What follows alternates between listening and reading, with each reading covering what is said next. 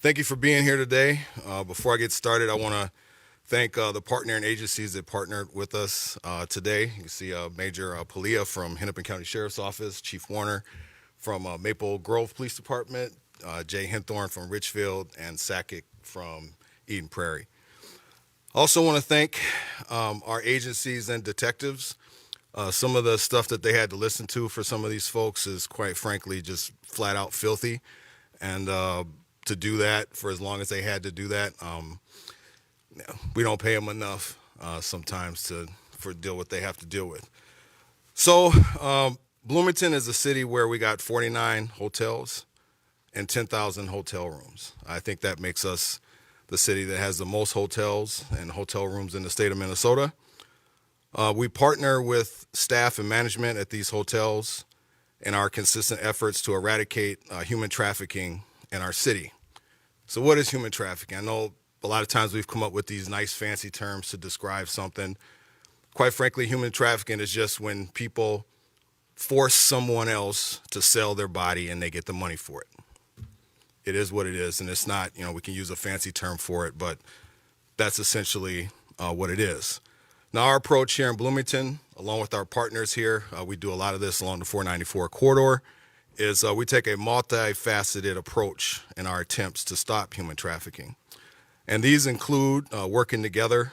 We target male customers who are looking to seek out sex from sex workers, either adult or juveniles.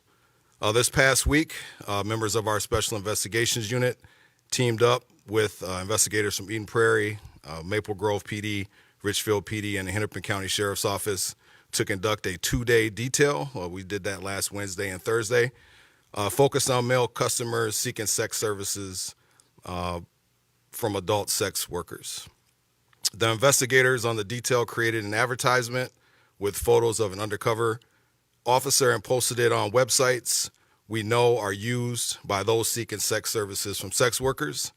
211 people interacted with our ads in a span of 2 days. We arrested 23 people, and you're going to see who they are today. We're also investigating the 24th. That investigation is still ongoing, but the 24th person is someone we've arrested before, so we're still trying to wrap up that investigation. So before I get to these guys, I'm going to start off with a quote from a R&B singer. He told everybody that he was the Pied Piper. Either no one paid attention or no one believed him until they did. The same R&B artist said, "My mind is telling me no, but my body is telling me yes." These guys here, just like the R&B singer R. Kelly, should have followed his own advice. So I'm going to take this off here and show you who these guys are, and then we're going to go through a couple of them.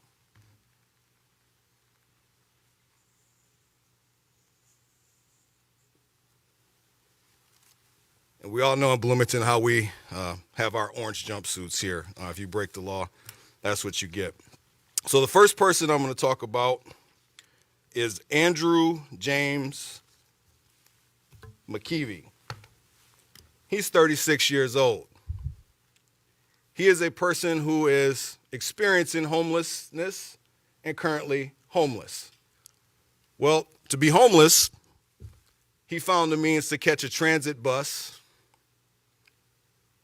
to come meet with our undercover officer. And he bought $200 in cash with him. Homeless. Okay. So we locked him up too.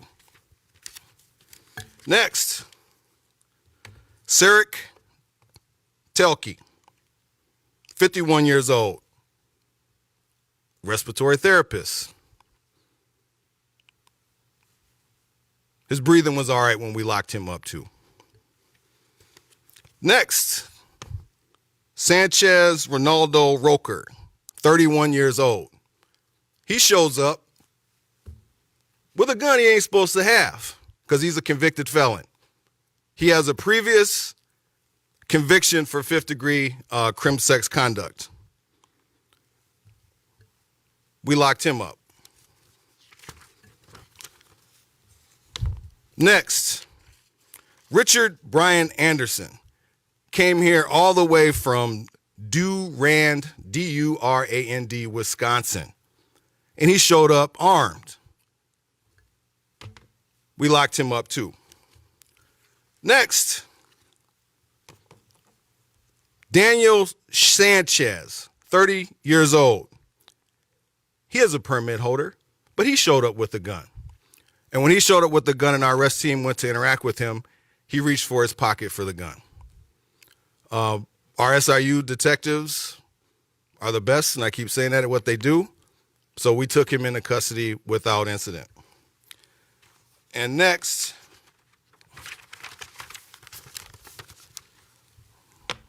Michael Andre, 50 years old.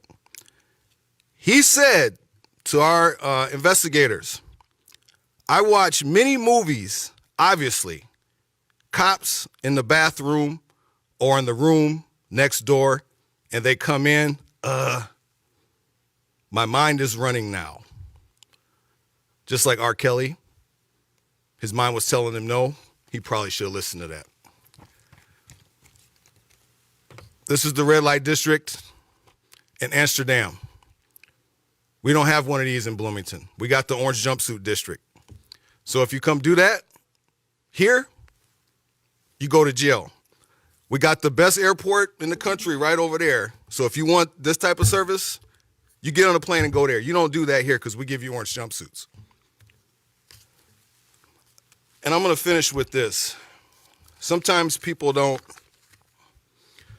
they look like, oh, it's just guys being guys, or people going after, they're going after these guys. But I want to explain something to people. There's a higher likelihood that I would be able to get on a Huffy bicycle and get to the moon than one of these guys calling the police to report that they had just encountered a victim who was a sex worker. I highly doubt they would do that. Matter of fact, they'd probably be calling and asking when can they get their next appointment. The business of selling people's bodies for money is something that we don't take lightly here in this city. Our partners here, they don't take it lightly in their cities either. So we're going to do whatever we can to eradicate human trafficking, and this is just one phase of that. So again, I just want to emphasize for the people thinking about coming here and doing this, Amsterdam, red light district, #1 airport in the country, right over there. You want those types of services? You go there. Bloomington, and the cities behind me, orange jumpsuit district. You want these services here? This is what you get. All these folks, with the exception of the few that had weapons, are going to be charged by our city attorney with gross misdemeanor sex offense for hiring, offering, or agreeing to hire an individual 18 years of older to engage in sexual penetration or sexual contact. The one person who was Sanchez, or Roker Sanchez, will be charged with felon, or we're submitting charges for him to be considered by the county attorney for felon in possession of a firearm. So with that, I'll take any questions you may have.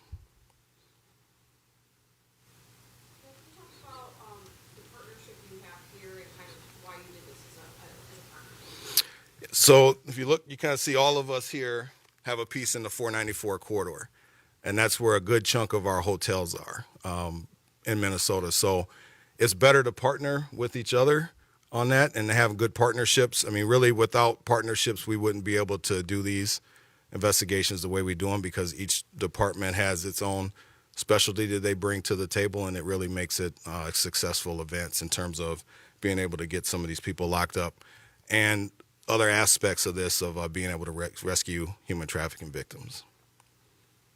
You mentioned one guy was all the way from Wisconsin, but where are the bulk of these events coming from? So we had one person from Eden Prairie, Mound, Farmington, Forest Lake, St. Paul Park, St. Paul, Savage, Edina, Brooklyn Center, 2 people from Bloomington, and they should really know better. Brooklyn Park, Montrose, Hopkins, Richfield, Prior Lake, Burnsville, and Cottage Grove and Fridley. How often are you guys coming across weapons in these cases, weapons being brought to meet with these sex workers?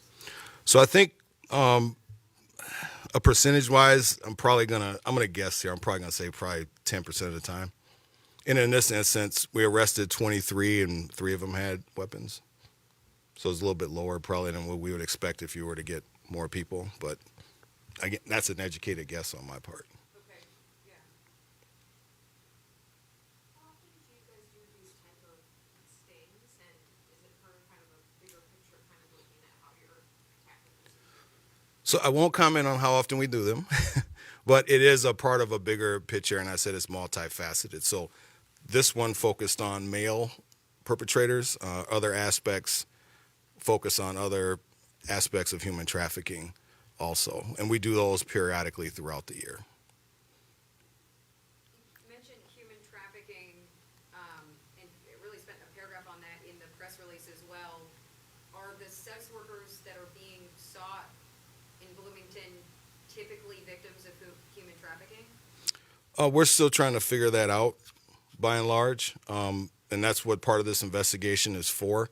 So when we arrest these folks, typically there's a process in which we go through to see if they are, in fact, seeking the services or utilizing the services of someone who's been trafficked. Do we know anything about who's at the head of this operation, if it's a singular operation or if there's multiple players involved? Yeah, in terms of human it's normally going to be multiple players. I mean, we haven't found in our area of responsibility a organization per se that's doing this. So it's mainly, an individual that may have multiple other people that they're trafficking working for them, but not like a organization doing it. Okay. I guess, can you speak to the strategy of bringing in people who, the customers, if you will, and is that a part of getting up the chain? Yeah. So why do you deal with the Johns per se, right? Because there's a demand there for that, right? So you have to really make sure that if you're going after the demand, you're going to lessen the likelihood of people wanting these types of services. But the Johns do provide information in terms of being able to locate other potential human trafficking victims. So when we get these people, there's an investigative process that goes in place, and we're looking at a lot of aspects regarding these individuals in terms of their contact with other potential sex workers. So, for example, on these websites that we go to, you can see a lot of these folks that are placing ads. It's reasonable to assume that a lot of these folks could be sex workers, right? And it's one of the things for us to make sure that we go through and to try to investigate that. And one way to do that is focusing on the Johns, because obviously if someone is going to be a consumer of these type of services, is more than likely not the first time that they've done it. So attempting to look at what types of people they're looking at to potentially identify human trafficking victims is the reason why we go after the Johns. I see. So you're more looking to help or search out the victims to help them than to bring in their bosses. Yes. And also rescue them. I mean, really, at the end of the day, that's the most important part when we do this. And I think we'd all agree is that, if we got to do this and we rescue one person, it's worth it, right? But the process of someone selling their body and giving someone else the money against their will is something that we just can't tolerate. In this certain situation, you were posing as the sex worker, correct? Yes. But in other situations, have you run into where you actually make contact with some of the sex workers, and kind of what are some resources or support that you guys are able to offer in a situation like that? Yeah, so in the past and other operations, again, this is multifaceted. So we do those types of operations, and we have counselors and people who specialize in helping people get out of these situations. When we do that operation, those folks partner with us, and they're with us to be able to provide those services right then if we identify people. So the next time we do conduct one of those, we'll make sure that we bring that information forth so people can actually see behind the scenes what we do for that. You mentioned working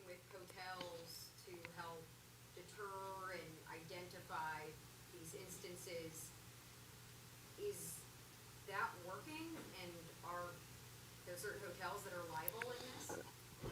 I think it's working. Our hotels are great partners, right? So what happens is, say a hotel suspects there's human trafficking going on, they'll call our special, in Bloomington, they'll call our special investigations unit and our partners. They'll do the same in those areas, and then we'll start working those investigations. Because without our hotel partners, we wouldn't be able to do what we do here regarding these types of investigations. So you wouldn't say they were liable in You said liable or reliable? liable? Oh, no, they, by and large, our hotels in this city do a good job of reaching out to us when they suspect someone is being trafficked. Now, if they don't do that, do I think they'd be liable and culpable in that? Yes, I do. But that's not happening. Was this timed any like event in town, or is this, what was the public time? Random. Yep. And, if we have events or something that we feel the need to do it, like, we had the Super Bowl or some of these other large events, we'll do it. But by and large, we try to do these randomly so people don't know when they're coming. One more clarifier, you mentioned that Bloomington has the most hotels in the area, but you didn't expressly say that it's, I hate to say, a hot spot for sex work and prostitution, but is it? The Twin Cities area in general is one of the top hot spots in the country if you look at a lot of the newspaper articles published for sex trafficking. And obviously being a city that has such a large amount of hotels, I'm going to say we're not. And I think that's because we've even had some people that were involved in this process that know if you come here, you get one of these orange jumpsuits. So, but if we did not get out here and enforce these types of operations, again, we could easily turn into that. I mean, our city here in Bloomington, we got the airport, we got these highways, and we got all these hotels. And if we did not get out here and actively do that, this would be a hot spot. I know it might be hard to know off the top of your head, but how many in these same situations, how many of these charges actually rise to the level where they're convicted, and are there challenges with getting that conviction? One of you guys know? Sorry, I'm looking at my detectives back there. The investigators take a lot of time and know the steps that are required to get a conviction. And so they really work hard to ensure that that would occur when the arrests are made. So the percentage is very high. Like I said, we had the one that we had dealt with before. We're still waiting for information on that. But by and large, the majority of them are convicted.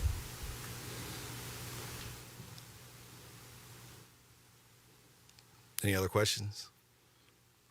I guess what's the next step in this? Are there gonna be continued sting operations if you go going forward like this one, or?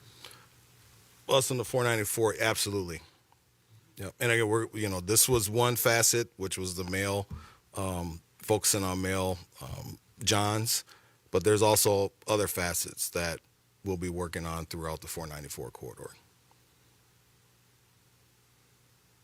So I'm going to re-emphasize my message. If that's the services you want, you got the #1 airport right over there. Get on a plane, go to Amsterdam.